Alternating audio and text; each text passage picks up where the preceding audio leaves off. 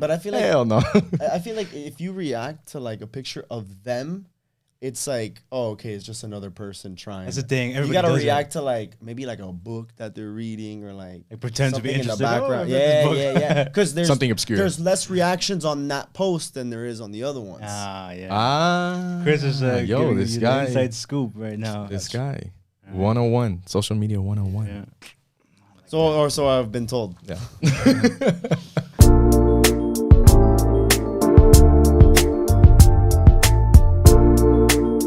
No, I'm just. Fair assumption to make. But it makes sense. No, but makes it does. You know, hey, that's there's less competition at that point in that state. You know, that's why people love married women. There's only one guy to beat. I saw that. I love that. That's why it's up in your wheelhouse right there. Damn. Dude, so you had brought in some topics of things that I think we probably talked about before, but then we wanted to talk about, actually here. Yeah, a few you have written down. And I also want to know why you came up with that. Like why? Did you get this, or did somebody kind of? Yeah, it sounded like there was a. So one of my friends actually that we reconnected, she had just broken up with her ex, and she goes ghost every time she gets in a relationship. So I hate that. Yeah, me too. Me too. Yeah, me but too. but think about it. You said this is your friend that always goes. Okay, but do you want to fuck her? No, I mean she's hot. She's hot. Okay, so She's legit hot. would you date her if she was into you? Yeah. That's why she goes to you. Yeah. When she gets into a relationship. No, but she ghosts everybody. She legit ghosts everybody. She's probably talking to everybody. I don't know. Everybody wants to be with her. Some girls are like, well, it's not girls, in particular. Yeah, people. No, but anyway, we rekindled a friendship, and we've been hanging out a lot, and we get to talk about a lot of these like critical, have these critical conversations about, our toxic types of behaviors, get to know ourselves, like, from a like mentally, and we break things down. I'm a verbal analyzer. So like I have to talk through my stuff, in order to realize like, damn, I fucked up, So with her more recently, we've been having a ton of those conversations every time that we do go out. We'll grab a beer or two and we'll just talk about, hey, previous relationships or where we're at mentally with our careers and things of that nature. So that's why it's been on my mind. That's when we need to talk about it. Go. Okay. Romanticizing situations instead of facing reality. What situations? Yeah, so that what was the so that one came from like Yes. that was like recording. What was that? I don't know. Weird. Anyways, what were you saying? That was a conversation that we had about my previous relationship, in which, because I was, from the get-go, I was like, hey, I'm going to make this work no matter what, because, I set out, I want this woman to be my wife. Oftentimes we do get into relationships because of, unrealistic expectations or rather potential that our partners have. Hey, this is such a great person, on the outside. But in reality, when you guys start, trying to build a relationship, you realize that fundamentally you guys are too different. Yet people will continue staying in the relationship, trying to force something that shouldn't be it. Yeah, I had that too. No, but reality, my motto for relationships is that relationships are like farts. If you have to force it, it's probably shit. Damn. What a comparison. I like that. I'll put that on the shirt. Yeah. Put that on a t-shirt. Put on the next Coffee Breakup t-shirt. Man, the way I think people should go into dating is without any expectation. That's how I've been dating, especially in my recent years, where it's like, you go on a date or whatever it's called. It's just two people getting together, whatever you do, having a glass of wine, having a drink, having a conversation. Whatever happens, great. But I don't walk into a date with the expectation that this is somebody that has to be my potential partner or my wife or my spouse or whatever. It's just, if whatever happens.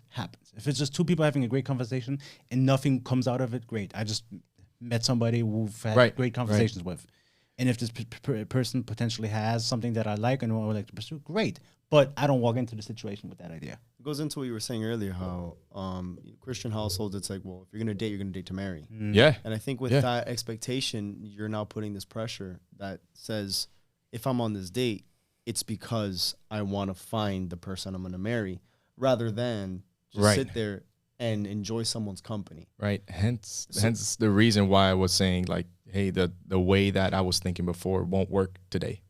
Right. Yeah. You know, I'm more open. You did say that. Right. I'm more open to that than I am like, hey, no, this has to work out. You know, I have to get married by 30 because my parents are getting old and I need to give them grandchildren or whatever it may be. But not only that, you know what I like about that expectation, because now you have no pressure. You're not only not applying pressure to the other person, but for you, because let's say you get rejected, you know, because it also changes your approach. Because now you overthink. Maybe I say the wrong thing because I'm pressuring myself into thinking I'm going in here for a partner, rather than, hey, look, like, this is who I am. Like, hey, let's hang out. No, okay, I don't want to. Okay, cool, bye. Because you're not now overly invested with an expectation that you're trying to talk to this person to become your partner. You're just going there, oh, I want to meet someone. If they don't want to meet me, fine. I'll find someone who does want to meet me. Right. Also, when you don't have expectations, if there are red flags throughout the dating phase or whatever, you are more inclined to say, you know what, this is not somebody I could, I like to see myself with down the line. Rather than you're like, oh man, I have to be married, I have to be with this person, and then overlooking that, being infatuated. It's it's a great mindset because it works well as a defense mechanism too. You know, there are walls that we should have realistically that we bring down like over the course of a relationship as we get to know one another, right? I don't think everybody should be an open book, you know, from day one. I believe I think should be a little bit reserved until depending on whatever it may be. Don't open Pandora's box till later. You know, you don't have to show them all your red flags, just a couple of them. No, but I think it's important to have that mindset, specifically now, because a lot of the girls that I'm into, you know, as soon as, you know, something does happen, it's like, yeah, this would obviously cause problems in the future. Yeah. And then you're going to be down for like a couple of days and it's like, whatever, you know, rather than being down and start investing everything into that one person. Like, I can't believe this is going to work. Oh my God. You know, my mom wants me to get married, or, you know, I'm Christian, all this stuff. You know, you start getting down on yourself, and then mentally you start going into those rabbit holes that you can't get yourself out of. And, you know, the defense mechanisms are good, particularly coming in with an open mind and being open to different types of relationships is the way to go. It is the way to go. It's also when you don't have expectations, because I want to get married, I want to have kids, and I think and the whole thing, and because I want to, not because anybody expects it of me, but ultimately I'm not worried about that time clock. I have to be married at 30 or 35. I think that's a beautiful thing when I'm okay with getting married at 40 years old. You know, I don't have a problem there with that. is. For us, it's a little bit different than for women too, right? Because you know, biologically, for them, it's unhealthier the longer they wait. The risk, right? It's much greater. So for us, you know, this is an easier conversation to have. True. You know, so be mindful of that too. But you gotta admit that. You gotta admit, you're 100% right. That obviously we're coming from this conversation's coming from a position of privilege, right? Like, hey, we can have kids at 40 years old. Woman, maybe not. Right. On the other so side that's something that I try to be aware of too, you know, and I really do also try to not put myself in a losing situation as well. If I already know that this person's not going to work out, like from the beginning, based on what I know of them or whatever, I'm not going to put myself in that situation. For example, if, say, for example, the whole OnlyFans thing. I knew you were going to say that. Why? I'm not going to date someone that has an OnlyFans. Why the fuck not? No. The thing is, what you're saying is like, I know who I am, you know what I believe in and what I don't believe in. So you're not going to even, because a lot of people go into things and trying to change people or trying to be like, okay, like, let me date this person, and hopefully with the idea that they're going to change or they're going to stop doing it. Right. Yeah, or know that this is not something it's not going to work. Right. So, and it's not to say that I don't mean to put anybody down that has an OnlyFans. If they have an OnlyFans, it's great. Go do your thing. Right. But that relationship with me is just not going to work. You know, for example, someone that doesn't want to get married, someone that doesn't want to have a family in the future, those are things that matter to me. I'm not going to get into a relationship knowing, if I know those things, right? If I don't know those things, okay, it's going to come out at some point in time. And then I have to make a decision on whether or not I'm willing to, you know, bend or break on that. But I'm not going to willingly put myself in that situation, you know, so that I'm furthering a lot of the harm that I'm doing to myself because, hey, what if I start really liking this person, and then those are goals of mine that I will never reach? You know, I'm going to have to go through and mentally break a lot of those things down that I can avoid. Because now you're overly invested. Right. Where and it's going to be, I shouldn't have been. Right. What would you do if you end up, at what point do these tough conversations, or should they come up, like marriage and kids, like those fundamental beliefs, even religion, I guess, per se, as well? To me, those are actual casual conversations. Just come up. that I'm an open book when it comes to those things, right? Those are things that are set in stone for me, you know. So I'm not afraid of telling you, hey, you know, I do want a family. I do want to be a husband one day. I do want to, you know, raise children that, you know, make a difference in this world, and that love this world, that love the people of this world. You know, those are things that matter to me. But that's a conversation to me really early on, maybe even the first freaking date. So we've had that conversation all the time, because let's say you do get invested into this person, you start dating for weeks and months perhaps, and they say, hey, listen, you know, whatever it is. It's already far in. Yeah, let's say weeks. Months, but like, okay, but then you should know, right? But like, if there's something that maybe they don't want to get married, right? Let's say, hey, listen, you know, I like to have kids and this, but why marriage, or why something else? Is that something where you walk away from because you feel so strongly about it? I probably would walk away from it. Okay. But here's the thing. Marriage isn't for everybody. You know, for me, obviously growing up in a Christian household, it makes perfect sense, right? That's something that's like biblically mandated of us. For those that are not trying to be like a priest, right? Right. That's what it's supposed to be, right? So here we are, you know, coming down the road. For someone that's not Christian, I don't know why it makes sense for them to get married. I just don't. This motherfucker's been.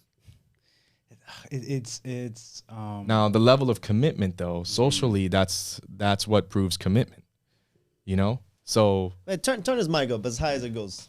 That's if I have to now, in order to show commitment to you, if I have to get married with you, for me, that's not a problem, right? Right. But there's to me, but to other people it is, and you know, whatever those issues may be, wherever those traumas come from, hey, that's your problem. But fortunately for me, I don't have to think that far. You know, the way I think about it, bro, is like there's 7 billion people on this planet.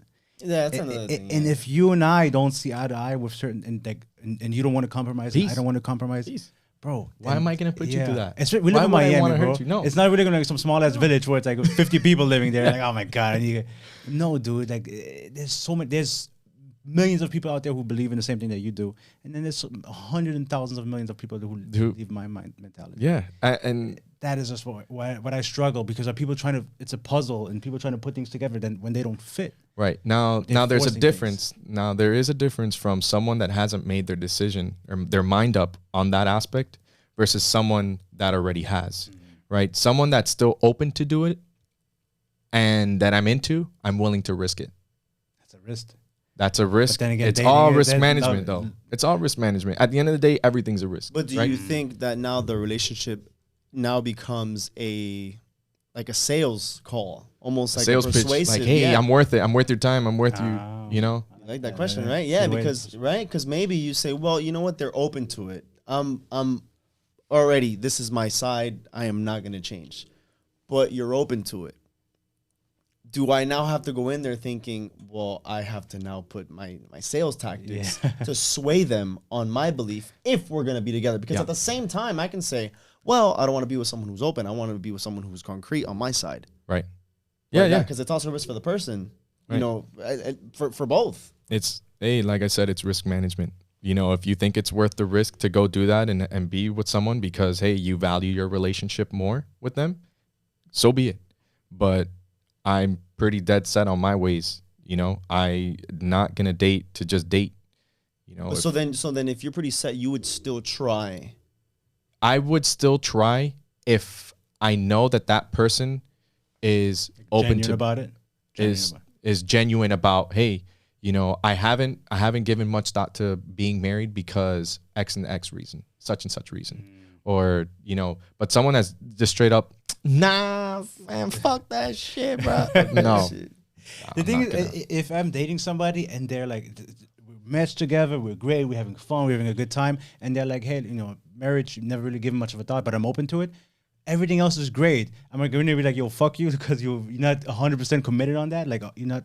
No, I'm not, because I'm going to give it a chance. Like you were saying, like if you're open to it, we're young, 28. We still got a lot left of life. So it's like, who knows what can happen, right? But as long as you're genuine about it, right. Why do you want to get married? Why do I want to get married? Yeah, like what's your choice behind it? I think I think it's the bond that you have with that person, right? And then when you're doing it for that reason, and you become as one with the person, and you share that bond, I think it's a beautiful thing, right? Maybe not the whole ceremony and all that stuff like that, but I think doing the act, I think that's a beautiful thing. Coexisting with another human being. Do you have to get married to accomplish that?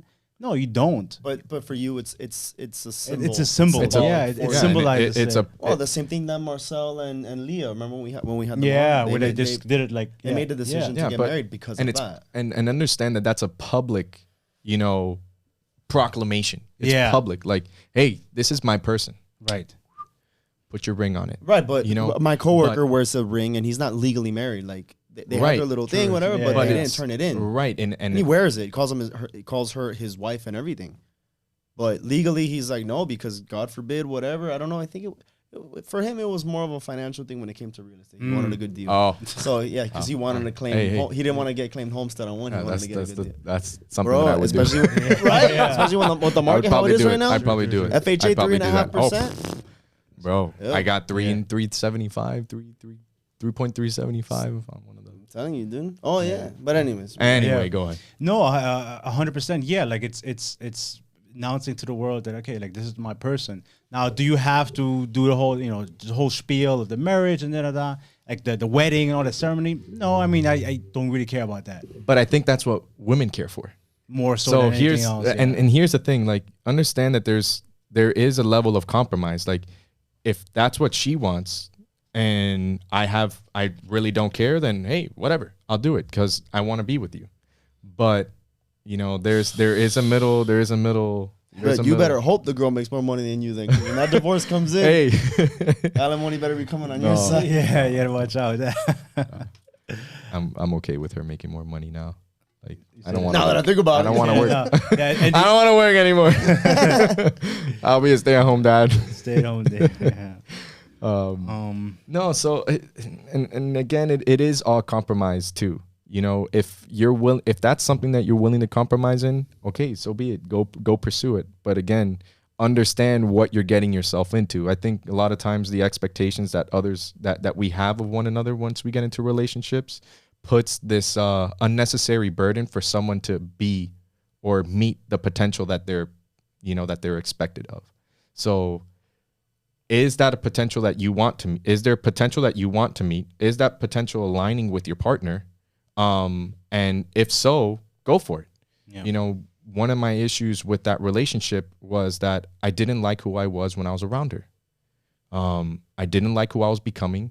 And at the end of the day, it was an easy decision for me to, actually it was not an easy decision. It was very tough.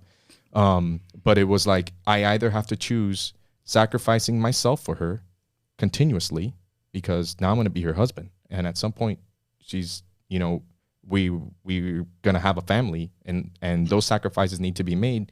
And yet I've never chosen myself. 22, 23 years old. And I'm like, I'm betting everything on this one person right now.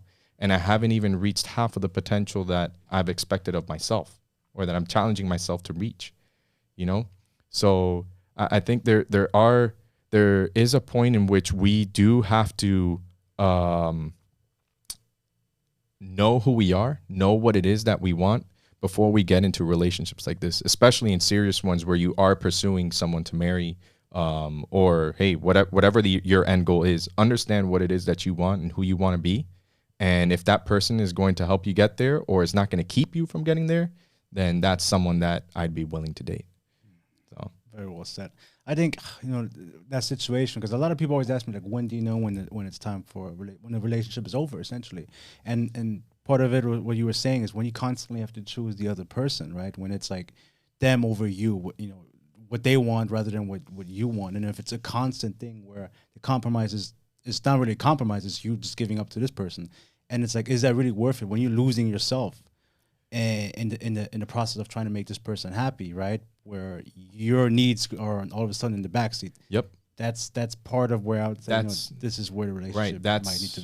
That's what happened. That's exactly what happened with mine. That's exactly what happened. It's part of growing up and dating and learning, and especially at that point, that age, 20, 25, that's such a drastic age for us to redefine who we are. Right? It really is. And it really does shape you. No. A lot of those that relationship, at least for me, shaped me for who I am today. You know, I give credit, you know, to the things that I learned within that relationship. Reluctantly, you know, to being who I am today. You know, there was a lot of things that I learned that do work, you know, and I think in relationships, we do need to make sacrifices for one another to show that commitment. And that's just the truth. In order to show commitment, nothing shows commitment more than sacrificing for someone. I was doing that constantly, and I didn't want to do it anymore. Or at least I felt I was doing it constantly. You know, there's another story that she's not here and can't tell her story. So true. Sure. You know, there's a lot of toxicity and manipulation on either side, and it was terrible. You know, what we put ourselves through for no reason. You know, there was no reason for us to do that to one another. I think a lot of us have been in that position where it's like, man, what was I thinking? Even for me, I'm sure you've been there too. It's like, fuck, you know, like why, 3-4 years ago, like, who was I? Why couldn't I be happy that she had that ridiculously good job? In hindsight, right? You always think, like, man, I'm looking, like, you look back on a lot of those things now, it's like, I was such a fucking asshole. Such an asshole. But the beauty for about no reason. For no reason. 100%. But the beauty about it is if now when I find myself in a similar position, I think back of it and I choose not to do the same thing. It's just unfortunate that, because say your ex at that time, maybe let's say she was the one, bro. But because you had this like ego and like you weren't like mature enough, both of you maybe. Now it's like it took a really good girl and a really good relationship to impact you that much to say, all right, well now, you know, I probably could have had something great with her, but because I acted this way, now that I learned my lesson, right? Now I lost what it could have been. Well, obviously now she's in a very different situation. Yeah, right? She's like married and stuff. Married, yeah. But still, it's like, because I think about it all the time, because like, you know, I've had relationships, like the girls that I was in relationships with that I took seriously, like if something went wrong or if something happened or we split up, I look back and I'm like, damn, because I'm much different now. I mean, I think differently. You know, everything is very, very different. And a lot of it comes from what happened, my experiences in those relationships. And I think, man, because like there were some great girls, but it just sucks that maybe it's because that they were great girls, it impacted me so much. Damn. Like I don't want to put someone else. Like I feel bad that I put someone through that. I would never want to do that again. Yeah, I put her through some shit. I mean, it's not to say she didn't do the same for me. Yeah, sure. But you know, okay. But it was neat. It was just terrible. It's hard, terrible relationship. You know, you're young, we're stupid. You know, we say things that we don't mean, or we do things that we do mean, and you know, only at the end of the day, once you start realizing it, it's something that you can't get out of your head. Just you're gonna have to get out of that relationship. That's what happened to me. Once you start seeing it and the patterns over and over and over again, that's something that you'll never get out of your head. You'll never be able to forgive him for it. Because you can be blind to it because you don't know it's a pattern. Right. Once you acknowledge it, it's like, wait, what's still happening? Isn't there like a name for being, like when you're in a relationship, it's really hard for you to see that, right? Because like, you're in the midst of it. You're literally in it. You're in it. You can't see the bigger blinded picture. By love. Yeah, whatever the hell it is. It's terrible. Because I look back at my relationship in the past, and it's like, man, like now I see it. In hindsight, I see the red flags. We actually had very similar relationships. We did, yeah. We talked about this, and it's like, and they ended very similarly too. Yes, they did. They sure did. Yeah. But like, do you feel like this, like who she's with now, is who she's always meant to be with? Even, I mean, I think there's many partners that we can date and that we can end up with. What'd you say?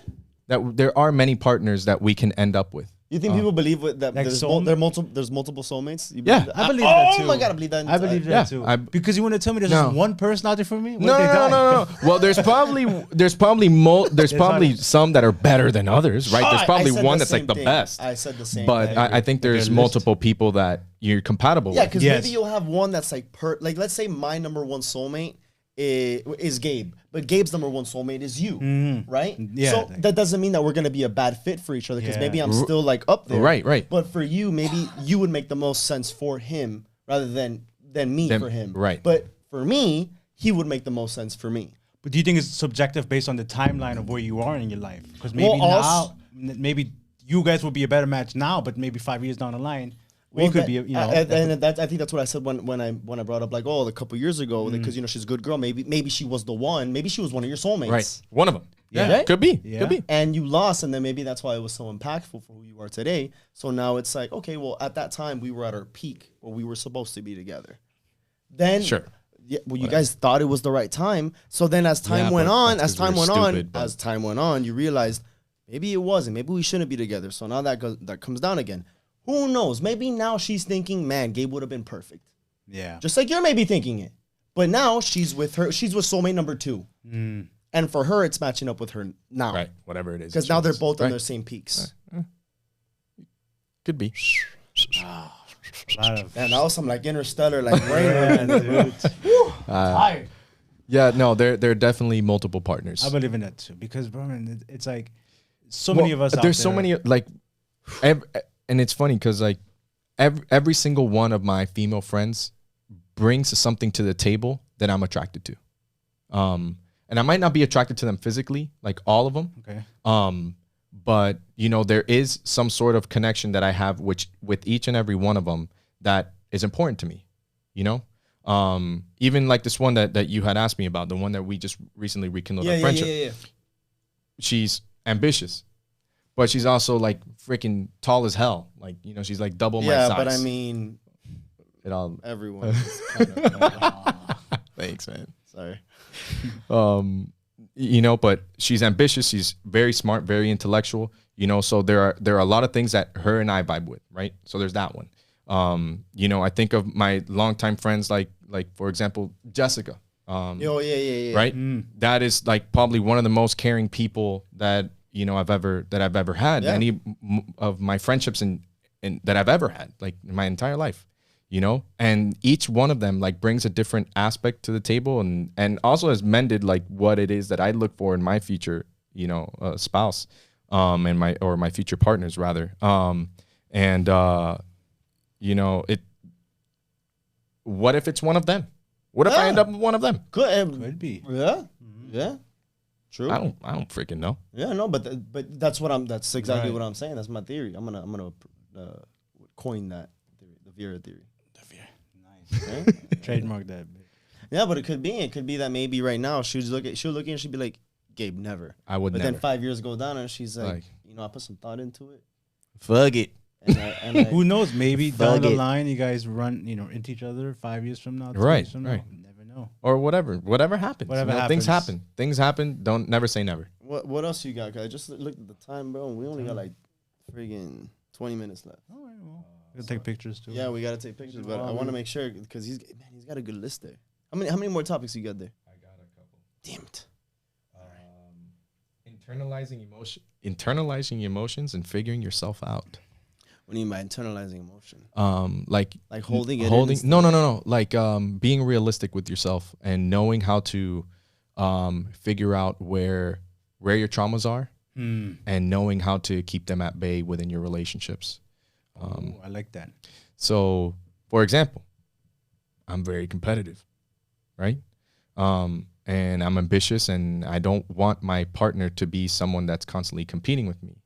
So when it comes to that, I can't date someone that has the same job as I do.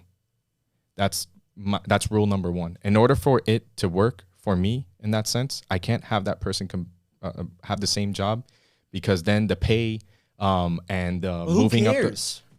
But it does. I care. I care because no. You're right. You're right. Yeah. Right. But that's the defense mechanism. That's the wall that I need to have. That's my red flag. I don't want to hurt somebody just because I'm competing with them all the fucking time. Sure. You know, so I'm not going to date someone within my industry, or not within my industry might be cool because that's a similarity that we have. But my question to you is, you like, you can say that, you know, that you like that and all that stuff, but where did, let's call it the trauma because something must have occurred for you to be triggered so much for you to say, you know, yes, I want this. Like, we can't have the same job because then money, like, who cares? So you care. Right. Why? Because just like I'll say, like, well, I don't care. I don't know why I care. I haven't figured that out yet. I haven't figured that out yet. But I know that there's a trigger there. Right. 100%. And in order to keep that from happening or bringing that into my relationship, because if I really care for someone, why the fuck do I want to compete with them? I don't want to compete with them. That's exactly what I'm asking. Right. But I haven't figured that out yet. That's what we got to get to. But the good thing is that you're aware of it. So you know it is so something I'm going going to on. do something to keep that from happening. No, you I go out of my way to do that. But I need therapy. I know where you messed up. Everybody needs therapy. I know where you messed up. What'd I do? You didn't go to FIU. If you would have gone to FIU, you would have been the smartest guy in like half of Miami. You wouldn't have had to like come across, you know, women who You know what would would have happened? You know what would have happened if I had gone to FIU? What? I would have gone into what frat? SIGEP? Yes. What was the frat that you He was in one too. I would have gotten into that with you and Jose, R.I.P. You know, his group ruined SIGEP. Yeah. Your whole class. Thanks. Yeah, even him. He didn't go there, but he felt it. That's probably what would have happened. No, of course, it would have happened, of course. Oh, we would have. I'm glad you left. Yeah. Because it's the best thing. No, but it's maybe because of that, because then you went over there, you were in an environment with all of, like, I think like-minded individuals like yourself, right? Very career-driven, goal-oriented. Where now everyone's competition. Right. My core group of friends, they're all studs. All of them are studs. You know, building their careers and everything. I'm probably one of the ones at the bottom of the totem pole financially. You know, these guys are programmers and stuff that make $250,000, you know, $300K. Right. That is a good thing. But here's the thing. That type of competition is healthy competition. So it's one thing. It's one thing for that toxicity that I brought in. I know I brought that into the relationship, and I shouldn't have. But I don't have that with them. Why? Because there's that level of respect with those guys.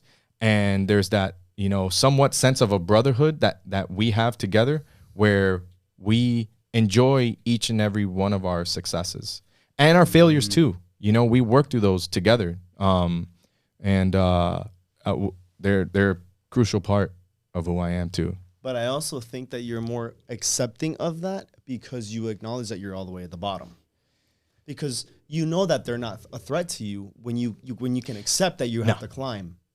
Because in a relationship, if you go into a relationship with someone, you know that she's making bread. She's an entrepreneur. She makes $1 million a year, and she wants to be with you. Look at the woman who. Bro, made I'll Spanx. stop working today. Listen, the woman who made Spanx. I forgot who she married or all that stuff. But point is, he didn't even know her net worth until like a couple. I think like the day of their wedding is when like she's like, hey, by the way, like this is how much I'm worth, and he's like, holy shit, like jackpot. But what if like if you go into the relationship already seeing like, oh well, she's got bread, you're not feeling a sense of competition anymore. You're just in it to be with that person for who they are, rather than someone who's kind of at your level, maybe a little bit under, maybe just a little bit over, where you're like, well, now this, you know, for me internally, there's ego where I want to work harder now. I got to get another job, or not another job, but I got to move to another job, or I got to get another promotion.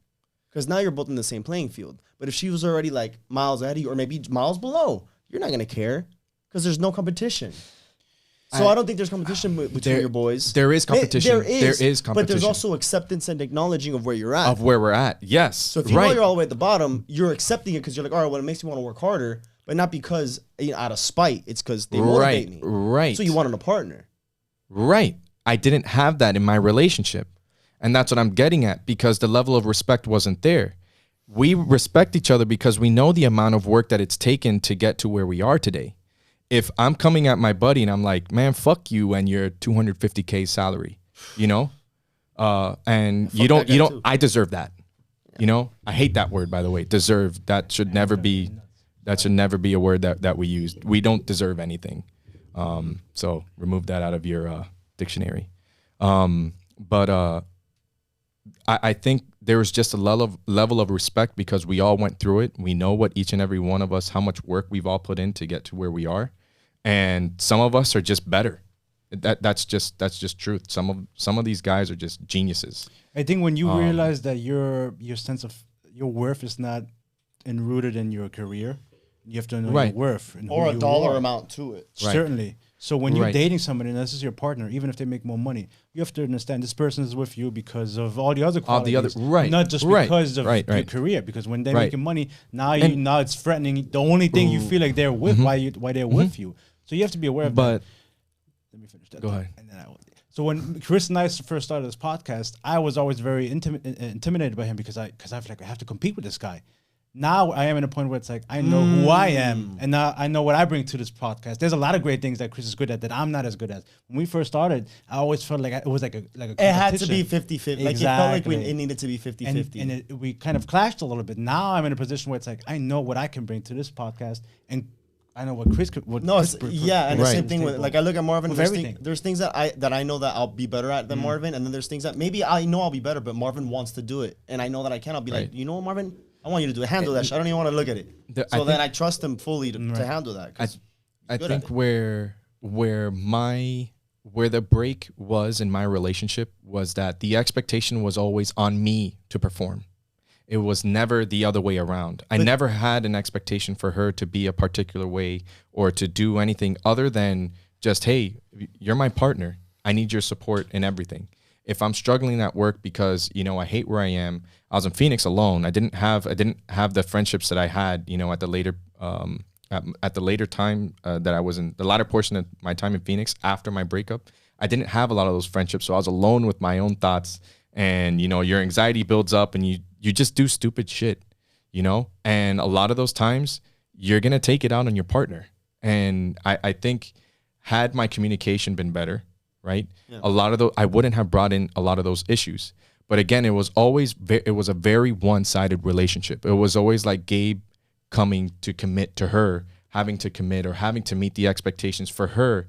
And it was never the other way around. Like I never really had any not that I didn't have any expectations for her, but that I never communicated what those expectations were. Right. So I just constantly felt that it was me always trying to meet her rather than us building a bridge and meeting at the middle of it, and that's where the lack of respect was, and where the competition was built was because like here she is, getting a great job with Google, and she worked fucking hard for it. When I tell you this girl never stopped working, she never stopped working. Now, in school, she had a little bit easier, but she double majored and double minored in like liberal arts stuff. So she had a full schedule. So she was like, well, if I'm able to do it, why can't you?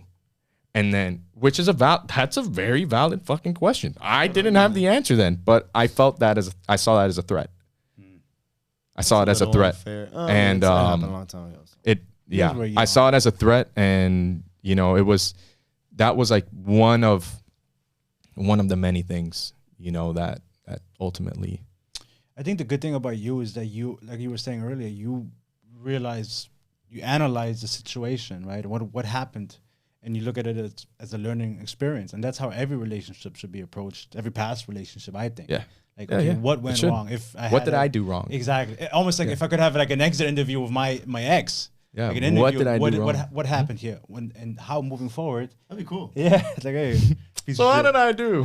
Like a rating them. It's like fucking 10 pages. It's like, let me avoid these mistakes. Let me learn from that internal trauma, so I don't have to do this to somebody else again, right? That's one of the big mistakes that we all make in our relationships too. I for sure did. There was a lot of time that I dwelled on what it is that she did wrong, and that kept me from getting to where I was supposed to be at in moving on and getting or accepting what the reality was of the relationship. I kept dwelling on what it was that she did to me, and never, hey, what did I do? Accepting responsibility for taking part in the relationship, for the things that I brought into a relationship that ultimately doomed us, getting over things that she did while she was single that I wasn't, that, I was kind of like, well, that's not fair, and again, very competition. If it's not fair, then there's competition there. Yeah. And again, it's just, there was so much just toxic bullshit, unnecessary bullshit from my part that, I wish I could take back, because that hurt somebody for no reason. I taught you a lesson. Whatever. Here I am. It's easy to forget the pain that we cause others when they do something to us that hurts us, and then it's like we all of a sudden forget what we done to them. You know, it's but as you get older, that's maturity, realizing okay, this is what you did. Yeah, you go from it. It is what it is. Or you use that to like blame, like, oh well, I did this because they did this, rather than rather than just saying we both made mistakes, and it's not a competition of I hurt you more. Like for Gabe, it's always a competition. It is always a competition. Well, as long as I win. Yeah, I mean, man, there's a lot more that we can. We say it all the time at the end, like, oh, there's a lot more that we could talk about. But this actually is a lot more. Yeah, because he has a lot more stuff. Oh yeah, like, dude, I got ammo. It's the I same got thing tons of ammo. When we had Wes on, and we were talking and we're like, damn, we forgot. I also don't want to edit like a 2-hour-long video, so this is perfect. Yeah. No, I got to meet Wes too. I got to meet Wes. Yeah. Too bad I actually brought that up to him once. I'm like, dude, I would love to have them both on because I feel like the conversation would be very smooth, but also very like. I think that'd be cool. Yeah, set it up. Yeah, we'll throw them over there. The black sheep. Black sheep perspective. Shout out. And Gabe, thank you so much for joining. Well, no, before we finish up, you watch our stuff. I don't know how long you watch our stuff, but at the end we ask for final thoughts. Whatever. Haven't missed an episode. You're the man. Thank you. I wish everyone. You hear that? I've liked every single video. Like it, subscribe, and he subscribed. We just saw 80% of you fucks who are watching this. If you've made it this far, aren't subscribed. So fuck off. Actually, but subscribe first and then fuck off. Okay, final thoughts. Say whatever it is that you want. What you would say to yourself. Advice to anybody. Advice to yourself now that you've learned. Whatever you want. No, I think it's important to be realistic.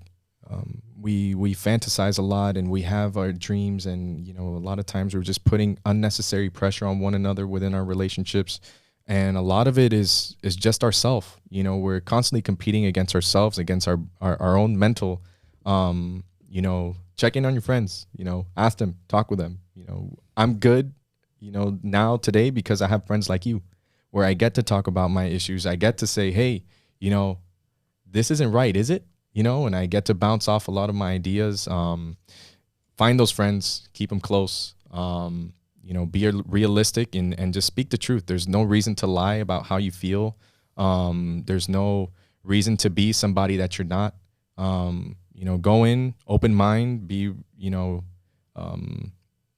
trustworthy, be, responsible, take ownership of who you are, be responsible for who you are, and everything will line up.